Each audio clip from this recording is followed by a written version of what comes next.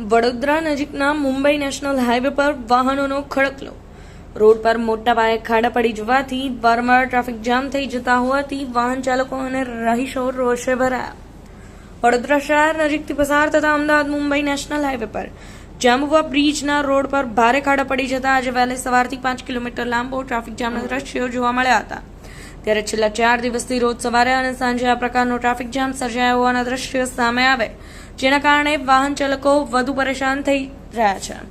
આ સાથે અહીંની આસપાસની સોસાયટીના લોકોને પણ ટ્રાફિકના કારણે અવરજવર કરવા માટે ભારે હાલાકી ભોગવવી પડી રહી છે. તેમજ રોજના માથાના દુખાવા સમાન ટ્રાફિકની સમસ્યાથી લોકોમાં ભારે રોષ ફાટી ગયો છે. વડોદરા પાસે નેશનલ હાઈવે પર સવારથી 5 કિલોમીટર ટ્રાફિક જામ સર્જાતા મોટી સંખ્યામાં વાહન ચાલકો અટવાયા હતા. જ્યાં જાંબુવંજ બ્રિજથી કપુરાઈ બ્રિજ સુધી ટ્રાફિક જામ થતા લોકો કલાકો સુધી ફસાઈ ગયા હતા. અહીં દર વખતના ચોમાસામાં વાહન ચાલકો પરેશાન થાય છે. ટ્રાફિક જામમાં ફસાઈ જાય છે ત્યારે કોઈને હોસ્પિટલ તો કોઈને મહત્વના કામો માટે નીકળતા લોકો હોય છે, પરંતુ ટ્રાફિક જામના કારણે કોઈ સમયસર જે તે સ્થળ પર પહોંચી શકતા નથી.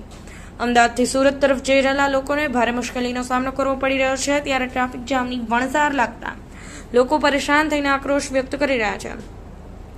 જાંબુવા બ્રિજની નજીકમાં આવેલ સોસાયટીઓ અને સ્કૂલ આવેલ છે, જેથી સોસાયટીના રહીશો સોસાયટીની બહાર નીકળી શકતા નથી. નીકળે તો ટ્રાફિક જામમાં અટવાઈ જાય છે. આ ઉપરાંત બાળકોને સ્કૂલે પહોંચાડવામાં મોડું થઈ જાય છે. જાંબુવા બ્રિજ પાસે આવેલી આર્યન રેસિડેન્સીના રહીશો તો ટ્રાફિક જામની સમસ્યાથી ખૂબ જ ત્રસ્ત થઈ ગયા છે. તંત્ર દ્વારા રોડની કામગીરી કરીને આ સમસ્યા દૂર કરવામાં આવે તેવી લોકો માંગણી કરી રહ્યા છે, પરંતુ આ બ્રિજનું કામ ક્યારે શરૂ થશે તે કહેવું અત્યારે યોગ્ય નથી.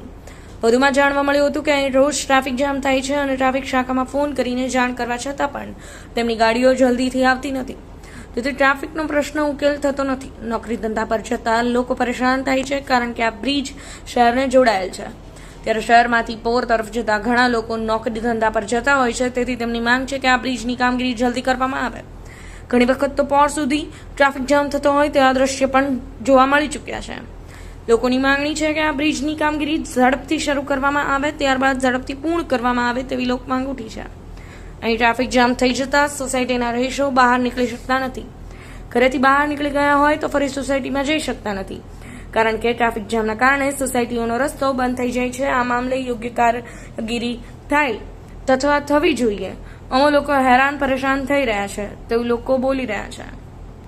બ્યુરો રિપોર્ટ, સમય 24 ન્યૂઝ, વડોદરા.